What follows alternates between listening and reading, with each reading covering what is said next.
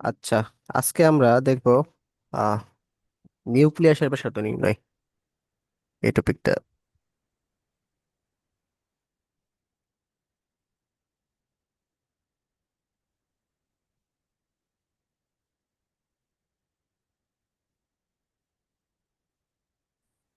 তো নিউক্লিয়াসের ব্যাসার্ধ নির্ণয় মানে হচ্ছে তোমার, এতদিন তো আমরা কি দেখতাম, পরমাণুর ব্যাসার্ধ নির্ণয়, পরমাণুর কোনো একটা কক্ষপথের ব্যাসার্ধ নির্ণয়, তাই না?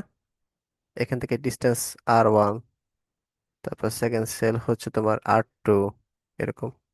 তো আজকে হচ্ছে মেইনলি আমরা কি করব, নিউক্লিয়াস, যে এটা এটা হচ্ছে নিউক্লিয়াস, ঠিক আছে? এই নিউক্লিয়াসের ব্যাসার্ধ নির্ণয় করব।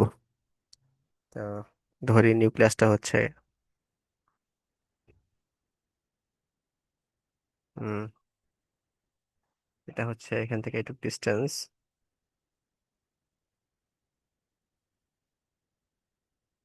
আর তাহলে পরিবেশের মূল্য তাহলে কি হবে? হুম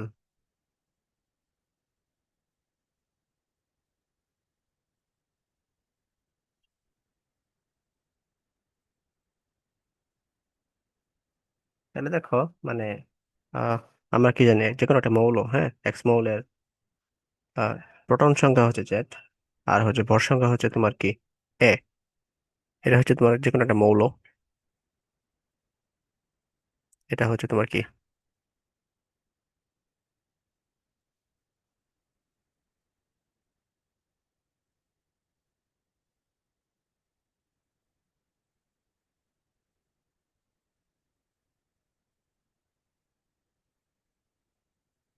প্রোটন সংখ্যা বা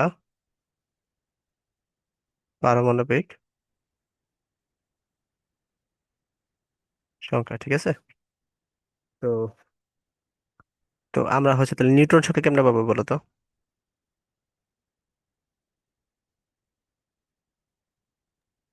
ভর সংখ্যা থেকে প্রোটন সংখ্যা বাদ দিলেই তো নিউট্রন সংখ্যা পাবো। গুড।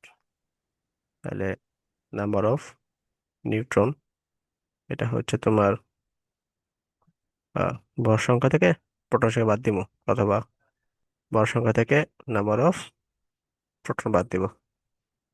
তা নিউক্লিয়াস জিনিসটা কি? নিউক্লিয়াস জিনিসটা হচ্ছে number of proton plus number of neutron, অথবা এটাকে ভর সংখ্যা বলা হয় আর কি। তো এটা তো আমরা ছোট ক্লাসে পড়ছিলাম, তাই না? তো এই দেখো, এইখানে এটা মনে করো একটা স্ফিয়ার বা গোলক, হ্যাঁ। এই গোলকটা যতটুকু বড় হবে, মানে নাম্বার অফ প্রোটন আর নাম্বার অফ নিউট্রন যত বেশি হবে, নিউক্লিয়াসটা তত বেশি বড় হবে না? বুঝছো? হ্যাঁ ভাই। তাহলে প্রোটনের যে ভলিউম, ভলিউমটা কার সমানুপাতিক? সমানুপাতিক অবশ্যই তোমার কি, আহ ভর সংখ্যা সমানুপাতিক,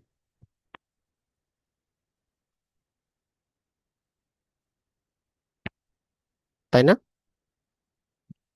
মানে যত বেশি number of proton, number of neutron আহ যত বেশি থাকবে, তার ভলিউমটা তত বেশি হবে, তাই না? হ্যাঁ ভাই। তো এটা তো গোলক। তো গোলকের ব্যাসার্ধ আমরা আর ধরছি, তাহলে কি হবে? আয়তনটা 4/3 পাই আর কিউ, এটা হবে না সমানুপাতিক এ? হুম। তাহলে এইটা হচ্ছে কনস্ট্যান্ট। তাহলে আমরা কি লিখতে পারি? আর কিউ সমানুপাতিক এ লিখতে পারি না আমরা? বুঝছো? এমনি সব মৌলের ক্ষেত্রে কি সেম? সব মৌলের ক্ষেত্রে সেম, হ্যাঁ। যত প্রোটন সংখ্যা নিউট্রন সংখ্যা বেশি থাকবে, তার নিউক্লিয়াসের আয়তনটা তত বেশি বাড়বে। এ দ্বারা কিন্তু তাহলে তো এরিয়া ভাই, না, এ দ্বারা হচ্ছে তোমার ভর সংখ্যা কিন্তু বোঝাইতেছে। তাহলে বুঝছো? তো অনেক মৌল আছে যেগুলা গ্যাস, আবার অনেক মৌল আছে যেগুলা কঠিন, তাহলে এরকম হয় কে? গ্যাস আর কঠিন, এটা তো হয় তোমার ওই যে মৌলগুলার আন্তঃআণবিক দূরত্ব, আন্তঃআণবিক শক্তির কারণে। কিন্তু মানে নিউক্লিয়াসের জন্য এমন হয় না? না, নিউক্লিয়াসের জন্য না। ওইটা হচ্ছে তোমার এই জন্য, মানে ওটা যদি তুমি একদম ক্ষুদ্রভাবে ভাঙো বা ক্ষুদ্রভাবে দেখো, তো ওখানে তুমি পরমাণু দেখতে পারবে আর কি। পরমাণু অণুগুলো দেখতে পারবে, ওগুলা হচ্ছে একটু দূরে দূরে অবস্থান করে, যার কারণে ওগুলা তোমার কি হয়, গ্যাস হয়, তরল হয় বা গ্যাস হয়। কিন্তু কাছাকাছি অবস্থান করলে কি হয়, কঠিন হয় আর কি। এই এই পার্থক্য। কিন্তু সবগুলা কিন্তু অনুপরমাণু দিয়েই হবে আর কি, মানে এটা গ্যাস হোক, তরল হোক, অথবা কঠিন হোক। বুঝছো? আলটিমেটলি একটা গোলক থাকবে আর কি নিউক্লিয়াসে। হ্যাঁ ভাই বুঝতে পারছি। আচ্ছা, তাইলে আমরা কি লিখতে পারি, আর কি সমানুপাতিক এ লিখতে পারি, হ্যাঁ। তো এটা পরিবর্তে হচ্ছে একটা যদি কনস্ট্যান্ট তোলা লাগবে, তাহলে আর কিউ সমানুপাতিক আর নট এ। এটা তোমার কি কনস্ট্যান্ট নাম্বার দিলাম আর কি। বুঝছো? এটা জানি কি বলে, আর নট রে ভুলে গেছি তো। হুম, এটাকে মনে হয় ফার্মি কনস্ট্যান্ট বলে, হ্যাঁ। আর কিউ আর নট এ, আর নটটাকে বলা হয় ফার্মি কনস্ট্যান্ট। বুঝছো? এই আর নটের মান হচ্ছে 1.2 ফেমটোমিটার, অথবা 1.2 ফেমটোমিটার হচ্ছে 10⁻⁻15 মিটার। মানে 1 ফেমটোমিটার ইন্টু 10⁻⁻15 মিটার। বুঝছো? আচ্ছা, এখন আমরা এটুকু বুঝছো কিনা বলো, কনসেপ্টটা বুঝছো কিনা? হ্যাঁ ভাই বুঝতে পারছি। আচ্ছা, এখন দেখি, কার্বন 12, 6 এবং 16, 8, অক্সিজেনের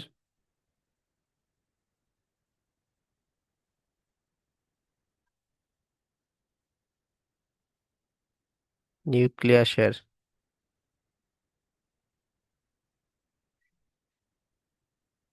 ব্যাসার্ধের অনুপাত কত?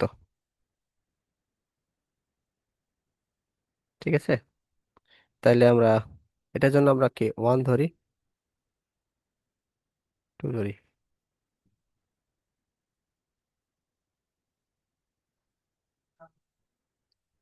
এটাকে ধরলাম, ঠিক আছে। আর 8 তো করে ধরলাম, আর নট এ টু 1/3, ঠিক আছে।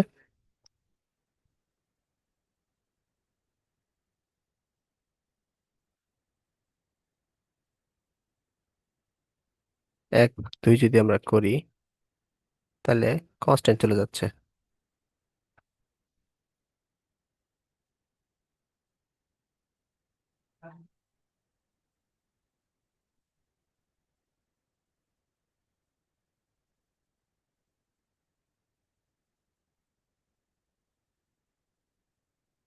ঠিক আছে, তাহলে R1 R2,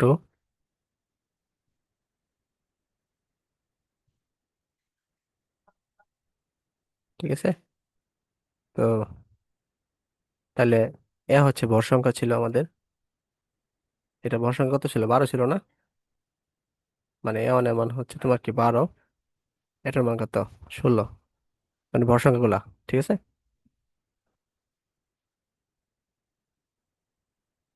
তাহলে কত হইতেছে?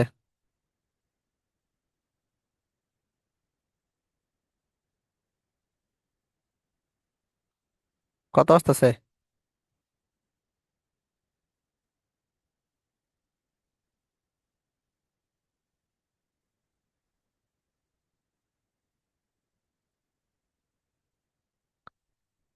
মিলিয়ন কি আসবে জিরো কি? পয়েন্ট 908। 0.908:1। বুঝছো এটা? হ্যাঁ ভাই বুঝতে পারছি।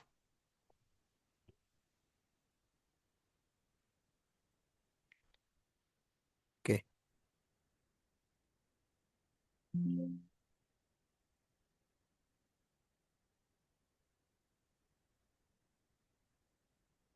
এগুলা আমরা একটু অল্প অল্প পড়বো, ঠিক আছে? এগুলো বেশি আমাদের টপিক বইয়ে নাই তো, কিন্তু মাঝে মাঝে দেয়া দেয় পরীক্ষার মধ্যে। তো একটু ধারণা রাখবো, কিন্তু বেশি বেশি আমরা ঢুকবো না।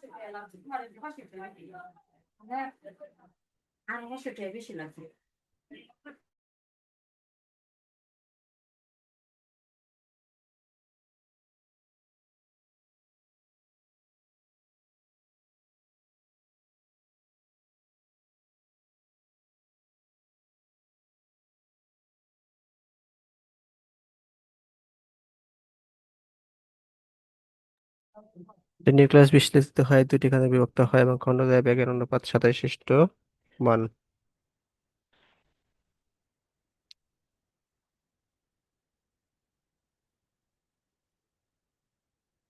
খণ্ডদ্বয়ের ভরের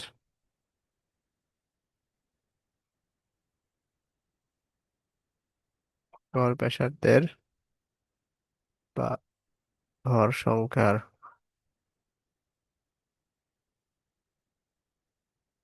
অনুপাত কত?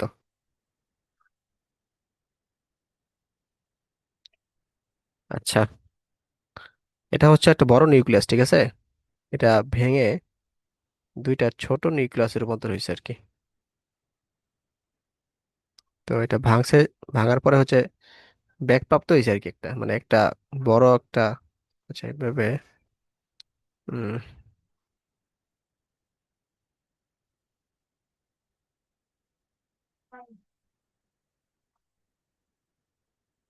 মনে করো বাইরে থেকে একটা ইলেকট্রন দিয়ে ধাক্কা দিলাম, সরি ধাক্কা না, মনে প্রোটন দিয়ে একটা ধাক্কা দিলাম, ঠিক আছে? ধাক্কা দেওয়ার ফলে এই নিউক্লিয়াসটা ভেঙে গেল। প্রোটন বা নিউট্রন দিয়ে একটা ধাক্কা দিলাম, নিউক্লিয়াসটা তোমার ভেঙে গেল, ভেঙে হচ্ছে দুইটা খণ্ডে বিভক্ত হয়ে গেছে আর কি। বুঝছো? তো তো এটার বড় হচ্ছে মনে করো A1, আর এটার ব্যাসার্ধ হচ্ছে R1, আর ভেলোসিটি হচ্ছে V1, আর এইটার ভর A2, R2, V2। তো আমাদের খণ্ডদ্বয়ের ভরের গড় ব্যাসার্ধের ভর সংখ্যার অনুপাত কি করতে হবে? বিশ্লেষণ করতে হবে আর কি, মানে বের করতে হবে, হ্যাঁ? বুঝছো একটু, মানে সংজ্ঞাটা কি বলছে, মানে ই প্রশ্নটা কি বলছে আর কি।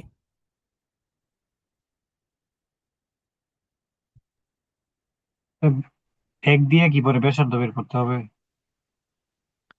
হ্যাঁ, বেগ দিয়ে ব্যাসার্ধ বের করতে হবে মেনলি। বুঝছো? হ্যাঁ, বুঝতে পারছি। তাহলে ভর বেগের সংরক্ষণ সূত্র, সংরক্ষণ সূত্র, এটা মনে করো বড় বেগ, বড় বড় ছিল, হ্যাঁ? আর এটা বেগ কত ছিল বলো তো? জিরো না?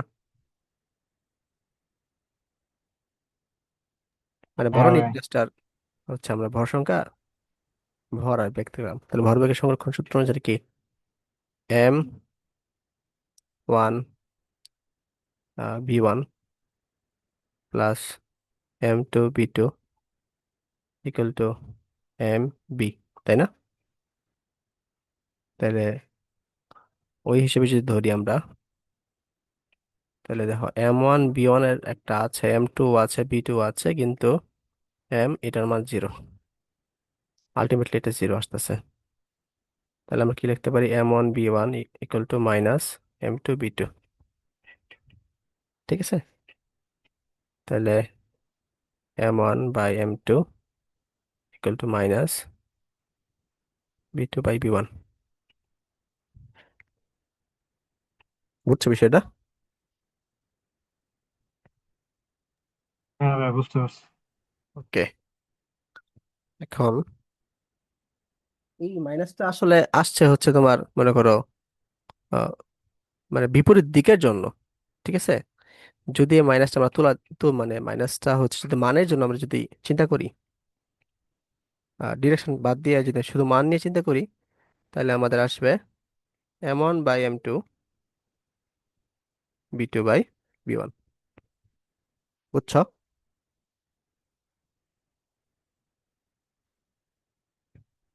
বুঝতে পারছো একটু? হ্যাঁ ভাই। ওকে, তো আহ তাহলে এটা এটা কি ছিল দেখো, B1:B2 ছিল এই 27:1। তাহলে B2/B1 ইকুয়াল টু 1/27 হবে না? হ্যাঁ ভাই। ওকে, তাইলে আমাদের M1/M2 এটা পাইলাম কি 1/27। এই এমটা কি ছিল বলতো?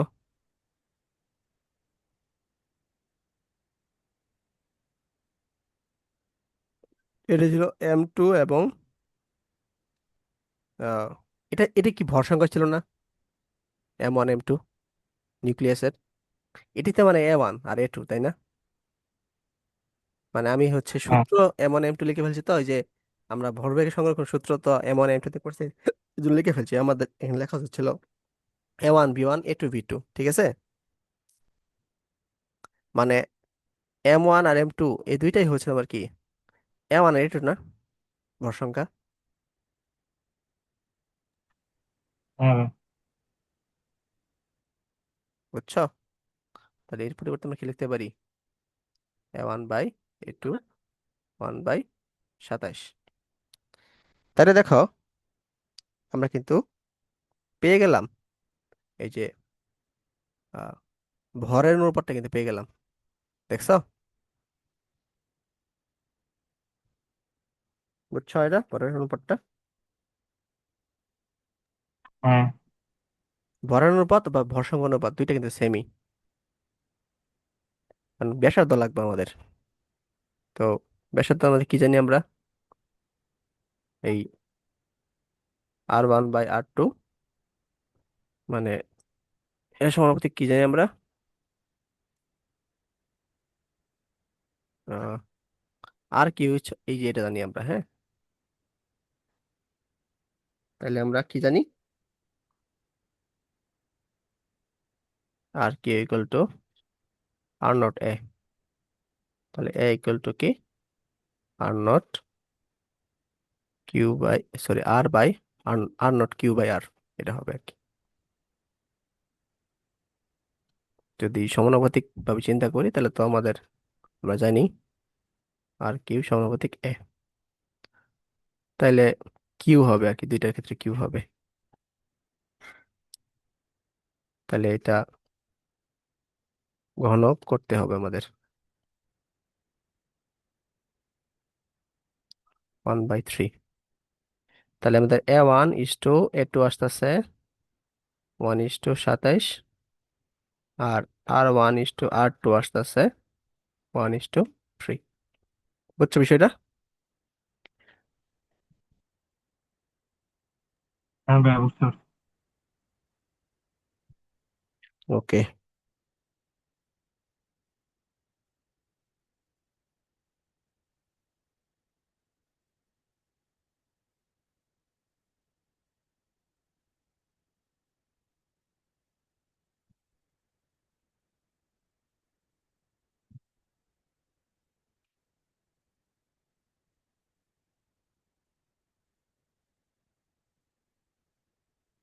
আজকে আমরা সব নিউক্লিয়াস নিয়ে পড়তেছি আর কি, বুঝছো? অ্যাটম থেকে ভিতরে ঢুকে গেছে আর কি নিউক্লিয়াস।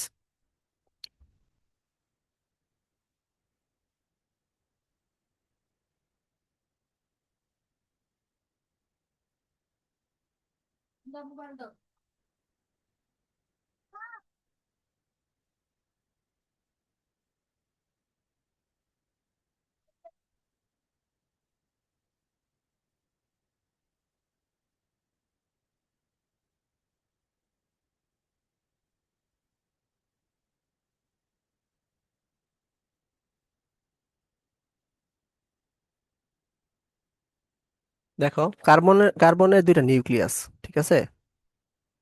নিউক্লিয়াস কিন্তু, তো নিউক্লিয়াসে কি থাকে? ভিতরে প্রোটন থাকে না? এখানে প্রোটন কয়টা? 6টা প্রোটন না? 6e। আর এখানেও 6e, 6টা প্রোটন। বুঝছো? এটা ফার্স্ট হ্যাঁ ভাই। নিউক্লিয়াস, এটা হচ্ছে সেকেন্ড নিউক্লিয়াস। এই দুইটা কাছাকাছি নিয়ে আসবো আর কি আমরা। তো কাছাকাছি আনতে কি পরিমাণ কৃত কাজ প্রয়োজন? তাহলে আমরা ভি ইকুয়াল টু কি, ডাব্লিউ বাই কিউ জানি। তাহলে এটা কি হবে? ভি ইকুয়াল টু, সিক্স ই কি, কি জন্য লিখলাম সিক্স পি না প্রোটন? হ্যাঁ 6p, আচ্ছা পি লিখি আমরা, সমস্যা নেই। 6p,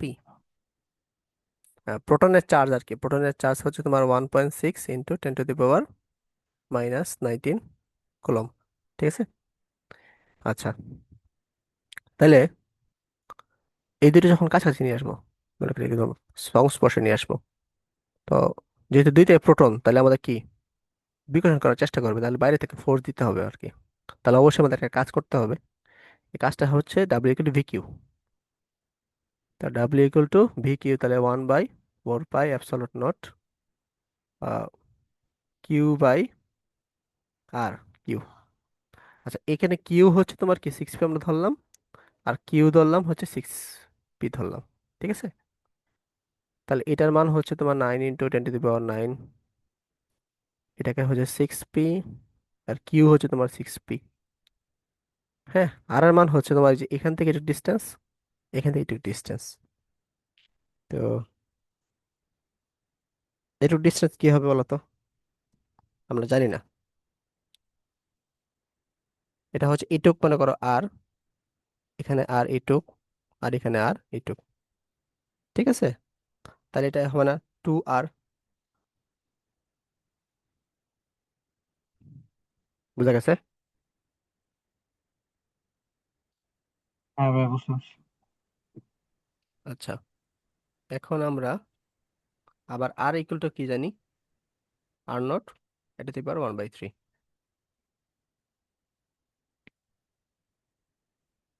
এটা জানি না? না, এটা তো জানি না। কি জানি, জানি। কই সূত্রটা? হ্যাঁ, হ্যাঁ, সরি, এই পুরোটা। আহ, এটা একটা হোল ব্র্যাকেট হবে আর কি। তাহলে 9 × 10⁻⁹ ইন্টু, এখানে আমরা কি লিখতে পারি? 6p² লিখতে পারি। 2 × r0, এটা দি পাওয়ার 1/3। ঠিক আছে? এখন আমরা মানগুলো বসাই দিব আর কি। তো মানগুলো কি হবে? পরের স্লাইডে যাই।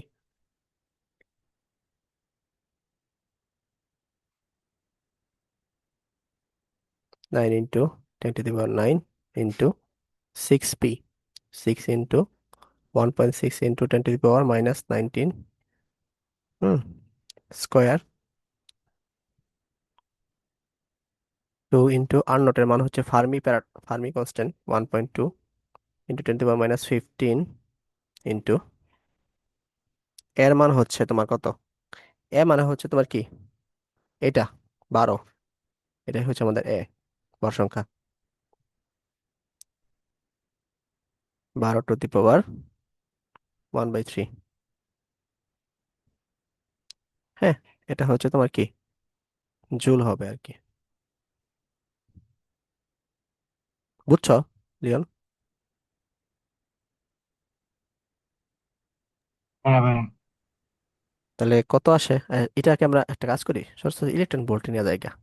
1.6 × 10⁻⁻19, তাহলে সহজ হবে আর কি সেটা। তাহলে কত আসে দেখো তো?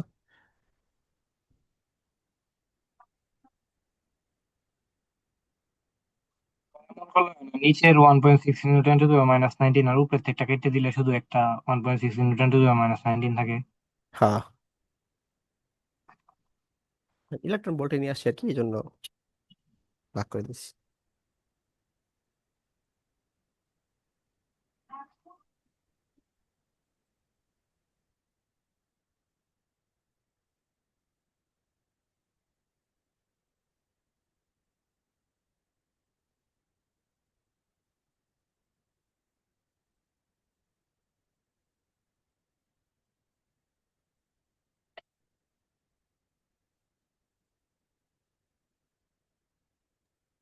1.775 × 10⁻⁴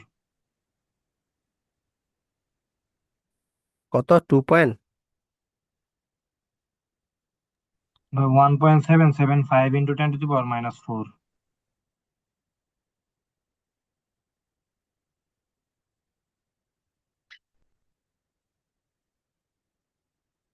আচ্ছা, এরকম আসে না? তাহলে এত ইলেকট্রন ভোল্টই আসে আমাদের কাজটা আর কি। দেখো এমনিতে কোনো সমস্যা আছে কিনা, একটু প্যারা।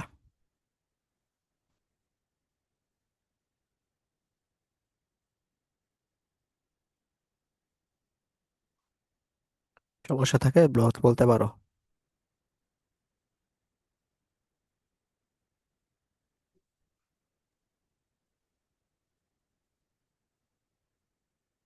না ভাই, বুঝতে পারছি।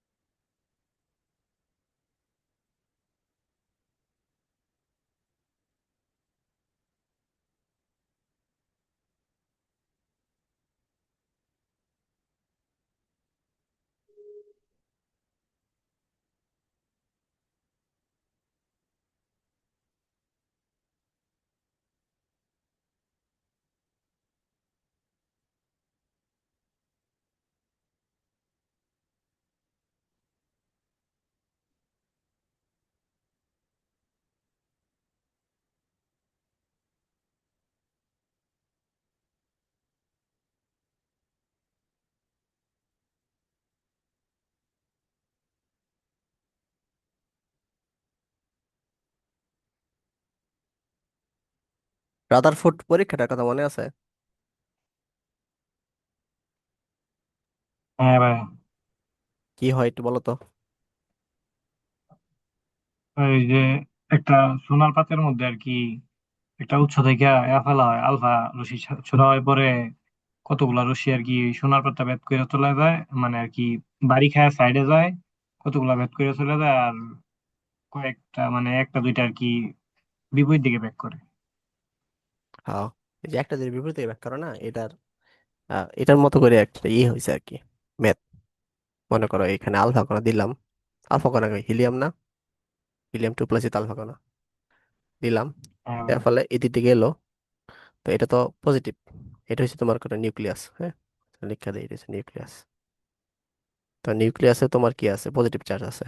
ওই পজিটিভ যে প্রোটন, এটাকে সে কি করছে কোন একটা সময় এই পজিটিভ চার্জের দ্বারা হচ্ছে এই পজিটিভ চার্জ বিকর্ষণ হওয়ার ফলে কোন একটা সময় হচ্ছে এইভাবে ব্যাক করবে সে। তাহলে এই বিন্দুতে হচ্ছে হিলিয়ামের যে একটা আহ, গতিশক্তি, ঠিক আছে, মানে ইকে। আর এই বিন্দুতে হচ্ছে তোমার যে এই প্রোটন আসার কারণে প্রোটন মানে সরি ধনাত্মক চার্জ আসা করে প্রোটনের জন্য যে তোমার এটা বিভব শক্তি হবে, এই দুটো সমান হবে না। মানে এই বিন্দুতে স- সমান যদি না হয় তাহলে কি পেছন থেকে ছাড়তে পারবো, ঘুরাইতে পারবো? ভাই আরেকবার কনসেপ্টটা বুঝি নাই। মানে হচ্ছে এই যে এই বিন্দুতে বুঝছো, যেহেতু আলফা কোনো হ্যাঁ এদিকে যাচ্ছে, তার ভেলোসিটি থাকার কারণে কি তার একটা গতিশক্তি উৎপন্ন হবে না। হ্যাঁ ভাই।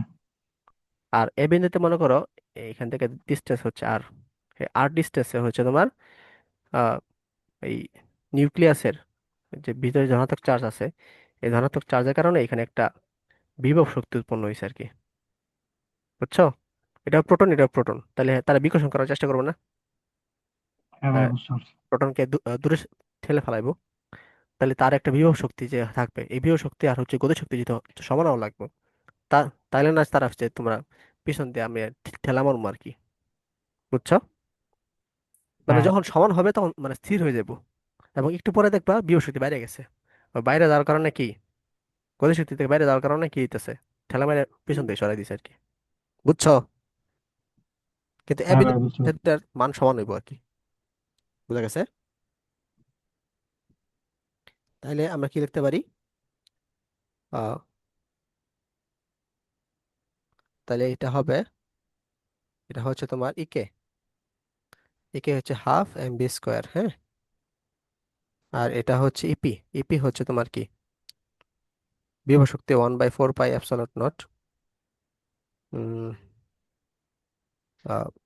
কিউ/আর আর কি, ক্যাপিটাল কিউ/আর। আর এটা হচ্ছে তোমার কি কিসের কিউ, তোমার যে ইউরেনিয়ামের যে চার্জটা আছে সেই কিউ। আর এটা হচ্ছে হিলিয়ামের, এটা হচ্ছে স্মল কিউ হবে আর কি, বুঝছো এটা? মানে ইপির মানটা আমরা খুঁজতে পেয়েছি, ইপির মান হচ্ছে তোমার এই যে কাজ, কাজ অবশ্য ভোল্টে বিভব এর সাথে কিউ গুণ করে দিছি, এই বিভবটাই হচ্ছে তোমার এই যে এটা, এটা বিভব, ঠিক আছে। আর কি রয়েছে এটা, বুঝা গেছে?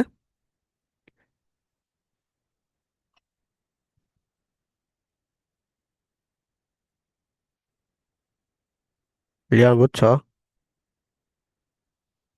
হ্যাঁ ভাই বুঝছি। আচ্ছা, ইকের মান সরাসরি দেওয়া আছে। ইকের মান হচ্ছে তোমার 5 মেগা ইলেকট্রন ভোল্ট, ঠিক আছে। তো এটার হাফ এম বি স্কোয়ার না লিখলেও হবে আর কি, না লিখে আমরা সরাসরি 5 মেগা ইলেকট্রন ভোল্ট, তাহলে মেগা তাহলে 10⁻⁶, তাহলে ইলেকট্রন ভোল্টে আসলো। এরপর আমরা জুলে যদি নেই তাহলে 1.6 × 10⁻⁻⁹ জুল তারা হচ্ছে তোমার কনভার্ট করতে হবে। এটার মান হচ্ছে তোমার কি 9 × 10⁻⁹। আচ্ছা, কিউ, কিউ হচ্ছে তোমার কি ইউরেনিয়ামের কি, ইউরেনিয়ামের প্রোটনের চার্জ, ঠিক আছে। ইউরেনিয়ামের মধ্যে প্রোটন কয়টা আছে, 92টা না? ইউরেনিয়ামের সংকেত কি 238/92 না, মনে আছে? হ্যাঁ। হ্যাঁ ভাই। তাহলে প্রোটন হচ্ছে 92টা, তা 92টা কি হবে প্রোটন, ঠিক আছে। আর হচ্ছে তাহলে 92 ইন্টু প্রোটন হচ্ছে তোমার 1.6 × 10⁻⁻⁹।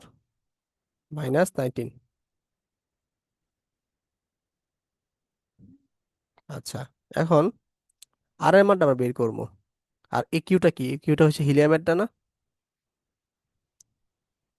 হিলিয়াম 2+, হিলিয়াম 2+ হচ্ছে 4 আর 2, এই 2+ দ্বারা কিন্তু ইলেকট্রন কম, এটা বুঝাইতেছে। কিন্তু প্রোটন কিন্তু দুইটাই আছে, তাই না? হ্যাঁ। হিলিয়াম 2+ দ্বারা কি বুঝাইতেছে, ইলেকট্রন কিন্তু দুইটা কম আছে, ঠিক আছে? কিন্তু এই টু কিন্তু প্রোটন কিন্তু আমাদের দুইটা কিন্তু আছে নিউক্লিয়াসের মধ্যে, তাহলে 2p হবে না? হ্যাঁ। তাহলে 2 তো জায়গায় নেই, দাঁড়াও, 1.6 × 10⁻⁻19। আচ্ছা, এখান থেকে আমরা কিসের মান পাবো? আর এর মানটা পাবো আর কি। তার মানটা বের করে এলাম।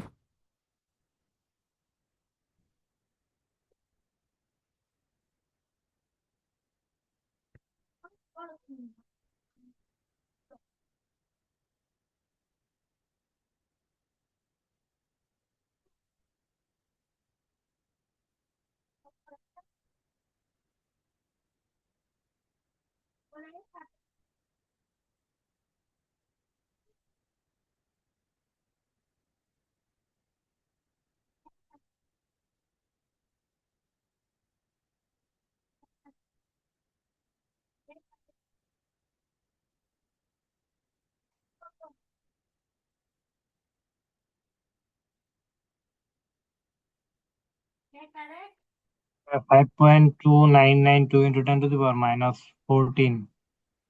5 পয়েন্ট কত, 299, 992। 10⁻⁻14 মিটার। ওকে, এটাই নতুন লিঙ্ক দিচ্ছি, টাইম অ্যাপ। আচ্ছা।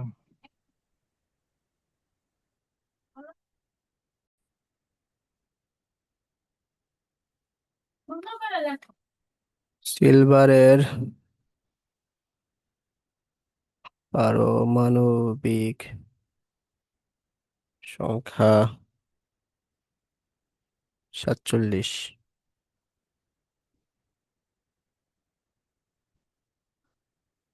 একটি আলফা কণাকে কত বেগে নিক্ষেপ করলে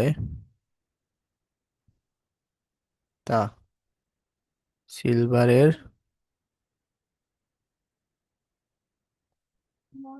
নিউক্লিয়াসের দ্বারা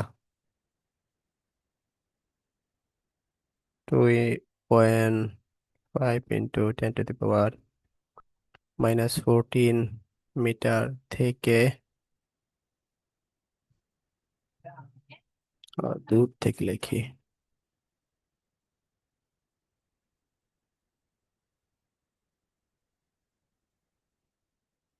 দূর থেকে 180 ডিগ্রি কোণে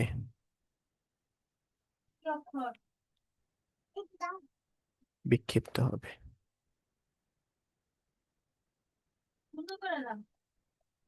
বুঝছো এটা কি?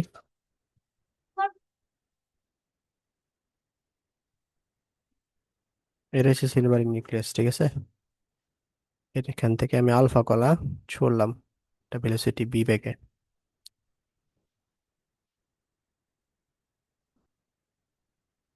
ঠিক আছে? বি বেগে ছুড়লাম, ছোড়ার পরে হচ্ছে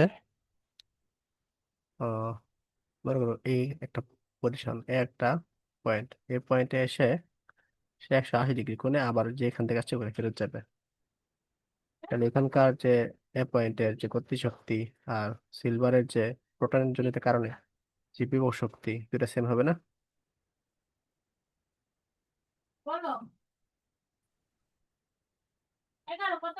রিয়ান, বুঝছো? জি ভাই, বুঝতে পারছি। তাহলে এই ম্যাথটা তুমি তোমাকে করবা, তখন কি হবে?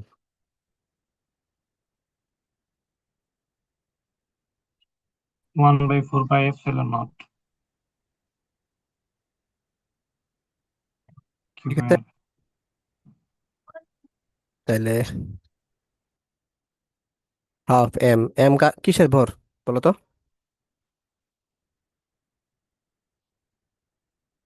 এম কার ভর এটা? সিলভারের ভর নাকি আলফা কণার ভর মানে হিলিয়ামের ভর? হিলিয়ামের ভর। হিলিয়ামের ভর। হিলিয়ামের তাহলে ভর কি হবে বলো তো? 2 × 1.6 × 10⁻⁻, ও না ভাই। ভর এখানে চারটা না, প্রোটন নিউট্রন। হ্যাঁ হ্যাঁ হ্যাঁ। তাহলে 4 ইন্টু, দুইটা প্রোটন আছে দুইটা নিউট্রন আছে, ঠিক আছে। প্রোটন নিউট্রনের ভর কাছাকাছি, তাই আমি 1.67 লিখলাম।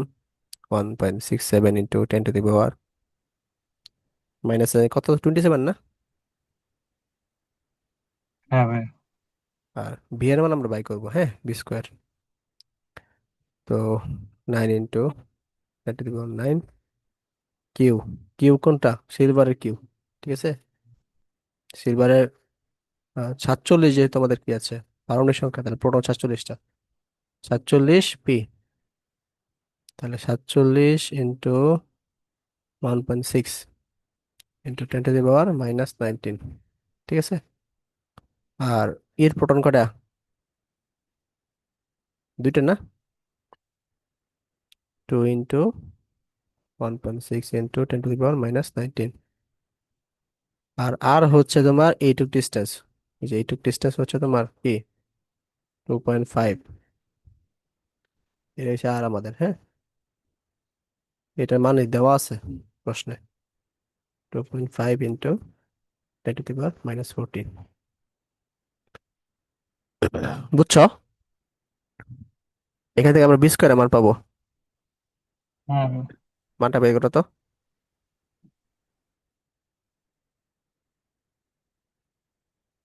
পরে হচ্ছে বি এর মান বের করবা, প্রথমে বি স্কোয়ার মানটা বের করো।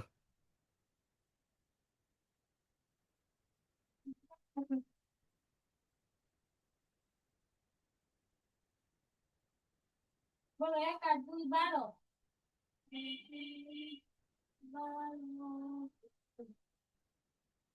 বলো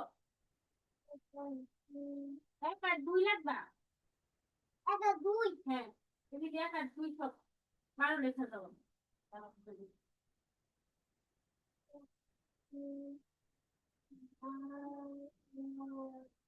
দেখো এই দেখো। হ্যাঁ,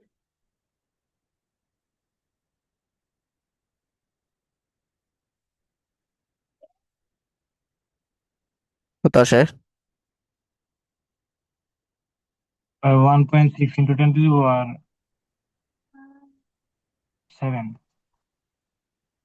মানে বি এর মান? হ্যাঁ ভাই, বি এর মান আসছে 1.6। আচ্ছা, তার বি এর মান কিছু একটা আসে, এটা রুট করলে আমাদের এটা আসে, হ্যাঁ। আচ্ছা, ঠিক আছে, বুঝছো ম্যাথটা দেখো তো। বিশেষ করে এই যে কিউটা বুঝছো কিনা, কিউ, তারপরে স্মল কিউ, ক্যাপিটাল কিউ, তারপরে এম, এটা কিন্তু কনফিউজ হইতে পারে।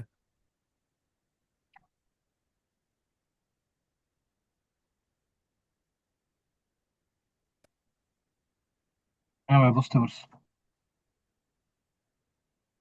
ওকে, তাইলে আমাদের হচ্ছে এই যে এই প্রোটন, নিউট্রন, ইলেকট্রন বা এই যে অ্যাটম, অ্যাটম সম্পর্কে মোটামুটি এর বাইরে কিচ্ছু আসবে না, ঠিক আছে। আমরা মানে এখানেও এটা অ্যাডভান্স করে ফেলছি, এর থেকে বেশি ফেলতে ফেলছি আর কি, এইচএসসি এর থেকে বেশি করে ফেলছি। তারপরে হচ্ছে তোমার এডমিশনের কাছাকাছি, ঠিক আছে। এডমিশন এগুলোই আসবে, এর বাইরে কিচ্ছু আসার কথা না, আশা করা যায়। এগুলো যদি ক্লিয়ার থাকো তাহলে তুমি কেমিস্ট্রির মধ্যেও বাজার কথা না, কেমিস্ট্রি সবকিছু মোটামুটি মানে অ্যাটমের, অন্তত অ্যাটমের দিক দিয়ে আর কি বাজার কথা না।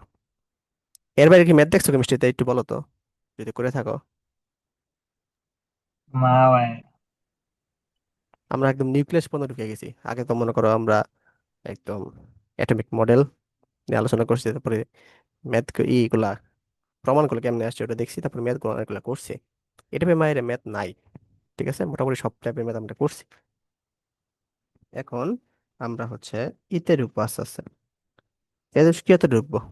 তো তেজস্ক্রিয়তে মেইনলি তোমাদের সামনের ক্লাসে তোমার বোঝাবো তেজস্ক্রিয়তা। তার আগে হচ্ছে আমি একটা জিনিস একটু ধারণা নিয়ে নিই, এটা বুঝো কিনা। আহ এই যে আমাদের বল যে চারটা ছিল, তাই না? বল চারটা, একটা হচ্ছে তোমার কি ছিল, মৌলিক বল আর কি। মৌলিক বল ছিল আমাদের চারটা। একটা হচ্ছে তোমার কি মহাকর্ষ, ঠিক আছে। আর একটা হচ্ছে তোমার তাড়িৎ চুম্বক। এগুলো আসলে ক্লিয়ার আইডিয়া আছে কিনা এটা আমাদের একটু বুঝতে হবে, নাহলে তেজস্ক্রিয় আমরা বুঝবো না। সবল নিউক্লিয়ার বল, হ্যাঁ, এটা নিয়ে একটু আলোচনা করবো আজকে, হ্যাঁ। দুর্বল নিউক্লিয়ার বল, কারণ এটা মানে আমার নিজের কনসেপ্ট ক্লিয়ার ছিল না, এই মাহিরে পড়ে যায় কনসেপ্ট ক্লিয়ার হইলো আর কি। তো এরপরে তেজস্ক্রিয়তা ভালো করে বোঝা যায়। তো একটু বলো তো মহাকর্ষ বল কারে বলে, মানে সবগুলো একটু বলো, সংজ্ঞাগুলো একটু বলো।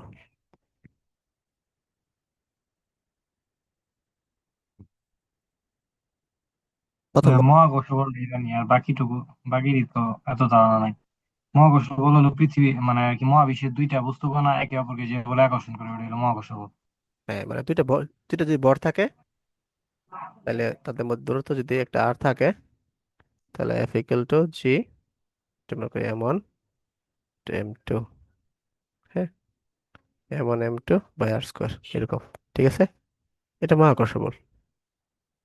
আর তাড়িৎ চৌম্বক বল হচ্ছে তোমার যে আধান, দুইটা বস্তু যদি কিউ1 কিউ2 থাকে, কুলম্বের সূত্র আর কি, আমাদের যদি দূরত্ব দিয়ে থাকে, তাহলে আমাদের কি লিখবো, F equal to C Q one Q two by D square. মানে আধান থাকলেই হচ্ছে যেখানে তোমার একটা আকর্ষণ কাজ করবে আর কি, এটাই তাড়িৎ চৌম্বক বল, বুঝছো। যে মোস্ট ইম্পর্টেন্ট জিনিস হচ্ছে সবল নিউক্লিয় বল এবং দুর্বল নিউক্লিয় বল, এই জিনিসগুলো আমাদের বুঝতে হবে। সবল নিউক্লিয় বল জিনিসটাকে, দুর্বল নিউক্লিয় বল আমরা এগুলো মুখস্থ করি, এটা বোঝার চেষ্টা করি না। একটু বুঝা পড়লে আর কি জিনিসটা ইন্টারেস্টিং হয়, আর হচ্ছে মানে আসলে ফিল করা যায়, তখন আর কি বানায় লিখতে হয় না, মানে যখন মুখস্থ করতে হয় না, একটু বানায় বানায় লেখা যায় আর কি। আচ্ছা, সবল নিউক্লিয় বল অ্যাকচুয়ালি কোথায় কাজ করে, দুর্বল নিউক্লিয় বল অ্যাকচুয়ালি কোথায় কাজ করে, এটা বুঝতে হবে আমাদের। এর কি সম্পর্কে ধারণা আছে?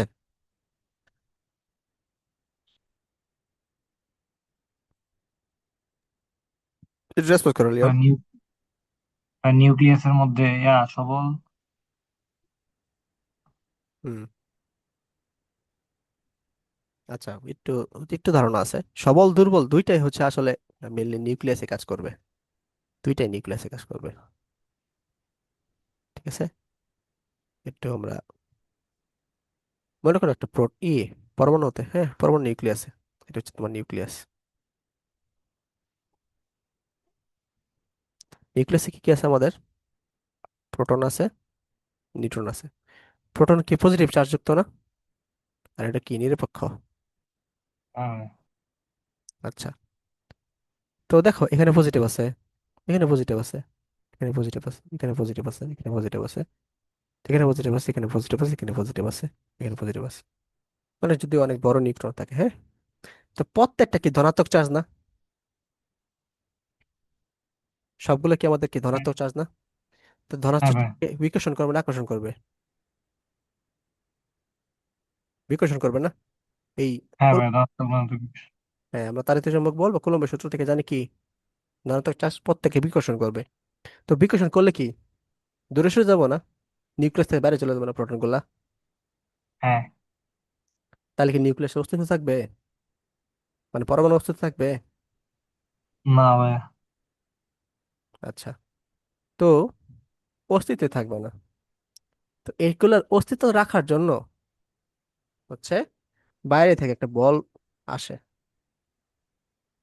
তো বাইরে থেকে যে বলটা আসে ওটার নামই হচ্ছে আমাদের কি, সবল নিউক্লিয় বল, বুঝতে পারছো। অর্থাৎ পরমাণুর জি। নিউক্লিয়াসের অস্তিত্ব রাখার জন্য যে বল কাজ করে তাকেই বলা হয় সবল নিউক্লিয় বল। এবার সংখ্যাটা ক্লিয়ার হয়েছে? হ্যাঁ ভাই বুঝতে পারছি। বলো তো কি।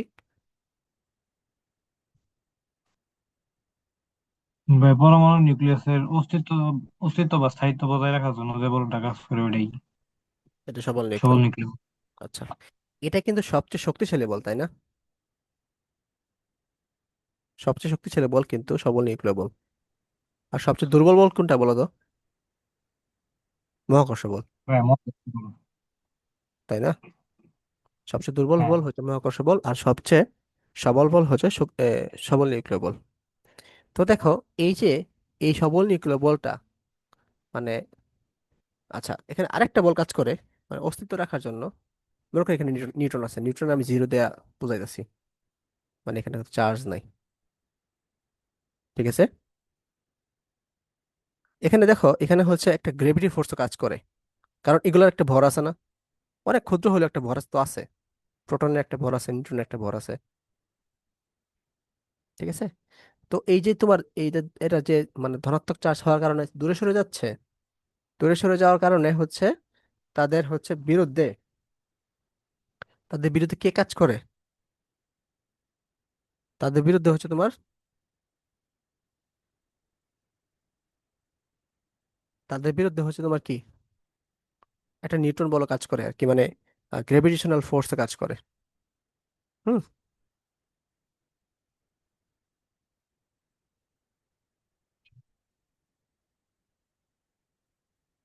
এটা গ্রেভিটেশনাল ফোর্স কাজ করে যাতে তারা হচ্ছে দূরে সরে না যায়। তাহলে এই যে পরমাণু স্থায়িত্ব রাখার জন্য মনে করো এটাকে আমরা কুলম্ব ফোর্স এফসি দ্বারা, এফসি হচ্ছে তোমার কি, এটা হচ্ছে বিকর্ষণ করে পরমাণু হয়ে যাচ্ছে, বিকর্ষণের ফলে পরমাণু স্থায়িত্ব হারাচ্ছে আর কি। আর তার ঠিক উল্টা ভাবে কাজ করে সবল নিউক্লিয় বল। সবল নিউক্লিয় বলের আমরা এফএস দ্বারা দিই, হ্যাঁ, এফএস হচ্ছে তোমার সবল নিউক্লিয় বল।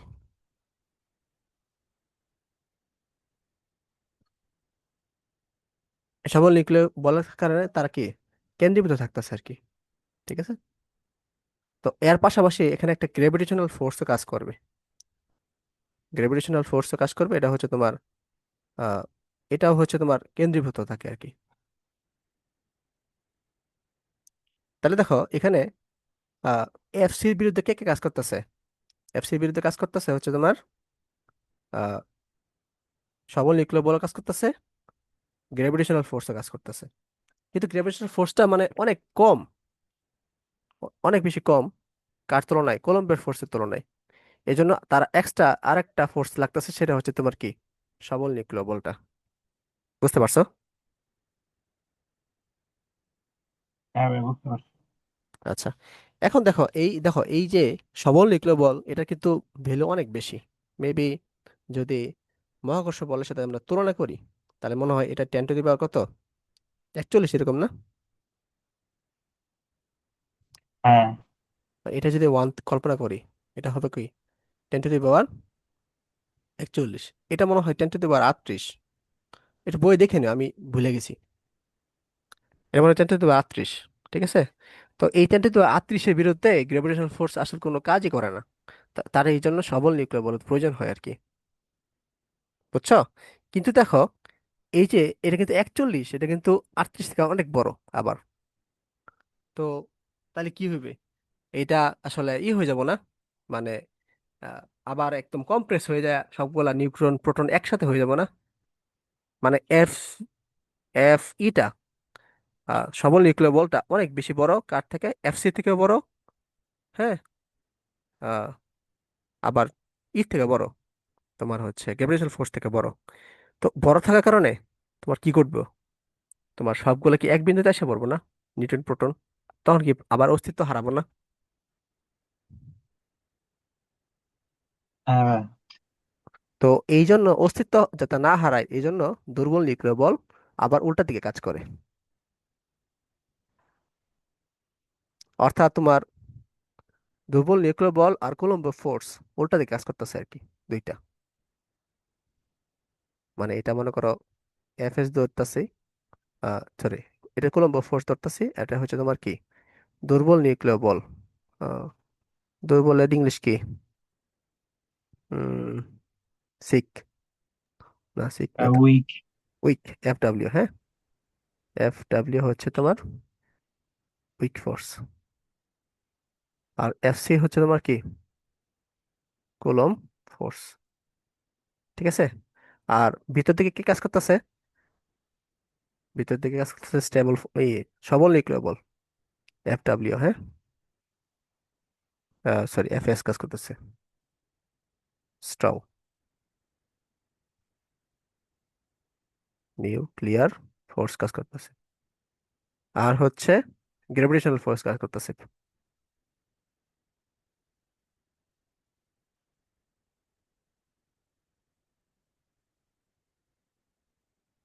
বুঝতে পারছো? অর্থাৎ একটা নিউক্লিয়াসের ভিতরে চারটা ফোর্সই কাজ করতেছে আমাদের। খেয়াল করছো? হ্যাঁ ভাই। তাহলে একবার, এটা হচ্ছে নিউক্লিয়াসটা হচ্ছে তোমার কি একবার সংকোচন হয় আবার প্রসারণ হয়, মানে বিষয়টা স্পঞ্জের মতো কাজ করে। বুঝছো? সবসময় সংকোচন প্রসারণের কাজ করে থাকে আর কি, মানে ভাইব্রেশন থাকে আর কি। তাহলে মহাবিশ্বের প্রত্যেকটা বস্তু কি, মানে স্থির নাই, প্রত্যেকটা বস্তু কি ভাইব্রেশন হচ্ছে আর কি। বুঝছো?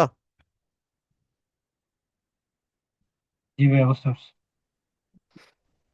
একটু বোঝাও তো ব্যাখ্যা করে, আমি কি এত কি ভেসাল পারছি। ভাই, একটা নিউক্লিয়াসের মধ্যে আর কি প্রোটন থাকে, অনেকগুলা প্রোটন গুলা আর কি পরস্পরকে বিকর্ষণ করে মানে আর কি নিউক্লিয়াসের স্থায়িত্বটা নষ্ট করতে চায়, কিন্তু আম, সবল নিউক্লিয় বলের কারণে নিউক্লিয়াসের অস্তিত্ব বজায় থাকে। আর সবল নিউক্লিয় বলটা আর কি প্রোটন গুলাকে একসাথে রাখতে সাহায্য করে। আবার সবল নিউক্লিয় বলের বিরুদ্ধে কাজ করে হইলো কুলম্বের বিকর্ষণ বল, মানে এফসি, মানে যেহেতু প্লাস প্লাস তাই বিকর্ষণ করে পরস্পরকে। তাই হুম কুলম্বের বিকর্ষণ বল কাজ করে, এফসি ক্লাস কাজ করে, আর গ্র্যাভিটি ফোর্স কাজ করে আর কি। হুম হুম কিন্তু গ্র্যাভিটি ফোর্সের মান অনেক কম হওয়ায় আবার কুলম্বের সরি মানে এফসিটা আর কি সবল নিউক্লিয় বলের তুলনায় অনেক কম হওয়ায় এফএসটা এটাকে আবার মানে প্রোটনকে কেন্দ্রীভূত করার চান্স আছে, মানে একবারে এক বিন্দুতে পরিণত করার চান্স আছে। তাই তাহলে আর কি নিউক্লিয়াস আবার স্থায়িত্ব হারাইতে পারে। কিন্তু এই জন্য এর মধ্যে আবার কাজ করে এফডব্লিউ বা উইক ফোর্স, মানে দুর্বল নিউক্লিয় বলটা। তাই হুম। কুলম্বের বল আর উইক ফোর্স দুইটা মিলে আর কি এটা স্টেবিলিটি বজায় রাখে, এর বিরুদ্ধে কাজ করে, মানে স্ট্রং নিউক্লিয়ার ফোর্সের বিরুদ্ধে কাজ করে। বুঝছি। হ্যাঁ, ঠিক আছে, বুঝছো তাহলে ঠিকঠাক ভাবে। আচ্ছা, তো এগুলো একটু লেখা রাখি। আহ, শক্তিশালী, হ্যাঁ।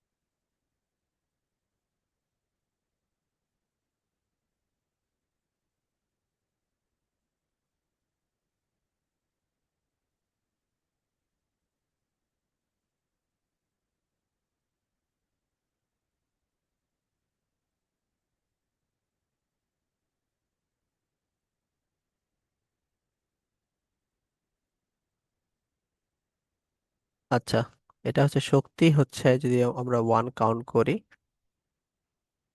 তাহলে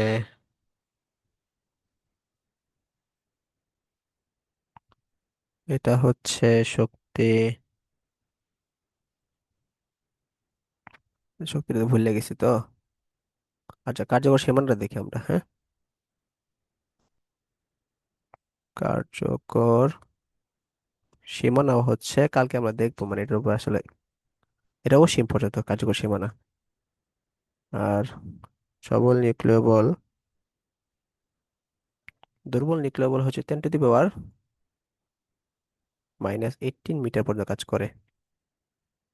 আর সবল নিউক্লিয় বল হচ্ছে 10⁻⁻15 মিটার কাজ করে। তার চৌম্বকটা কোন কত, তার চৌম্বক অসীম পর্যন্ত কাজ করে আর কি। আর শক্তিশালী,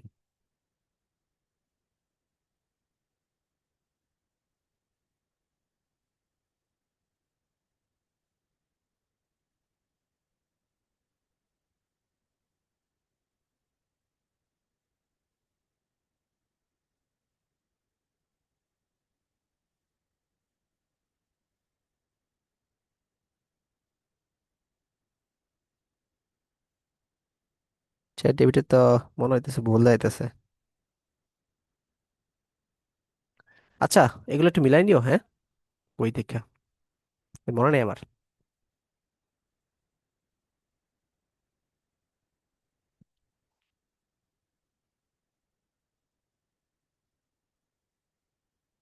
লিওন, তাহলে আজকে পড়তে থাক নাকি?